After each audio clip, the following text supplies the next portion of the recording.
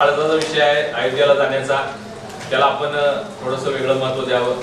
Budget आणि याच्या संदर्भात मी मुद्दाम सांगण्यासाठी आलो, कारण मी ते बजेट पाहिलंय, मी ते अनुभवलंय आणि मुद्दाम आपल्या जिल्ह्यातल्या लोकांना सुद्धा कळालं पाहिजे की केंद्र सरकार आपल्यासाठी काय करतंय. त्यामुळे एक वेगळं माहिती आपल्याला दिलेली आहे, त्या बाबतीत थोडंसं आपण त्यालाही वेटेज द्यावं.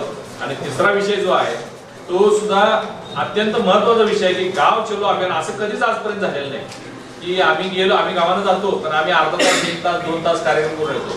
24 तास जायचं आम्हाला. ज्या कार्यकर्त्याच्या घरात राहायचं आहे असं नाही की तिथं जवळ फार्म हाऊस आहे म्हणून आजऱ्याला जाऊन राहावं असं नाही आहे. त्या गावातल्याच कार्यकर्त्याच्या घरी राहायचं आहे, त्याची सुद्धा माहिती आम्हाला सगळी द्यायची आणि ज्या ज्या लोकांना आम्ही भेटणार आहोत त्यांचे नाव, नंबर, डेटा सगळा द्यायचा आहे.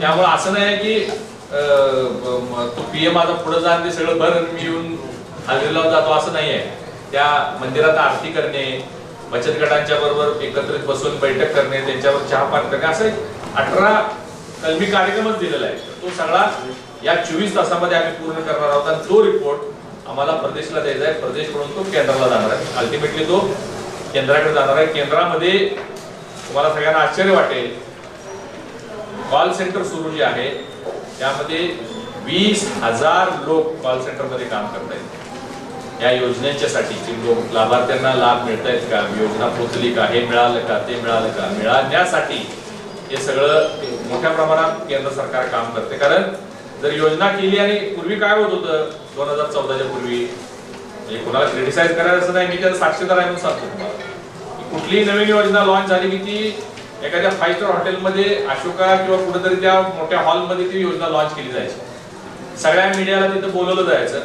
योजना अशी लॉन्च झाली म्हणायची आणि टीव्हीवरती बातम्या आणि पेपरला बातम्या यायची. प्रत्यक्षात ती गावापर्यंत यायला 10 वर्ष किंवा 5 वर्ष लागायची आणि लोकांना कळायचं कसं. आता तसं होत नाही. आज एखादी योजना तिथं घोषित झाली की 24 तासात ती आमच्या बूथ प्रमुखापर्यंत पोहोचलेल्या असते. बूथ प्रमुख त्याच्या वॉर्डमध्ये किती लाभार्थी त्याचा शोध घ्यायला सुरू करतो.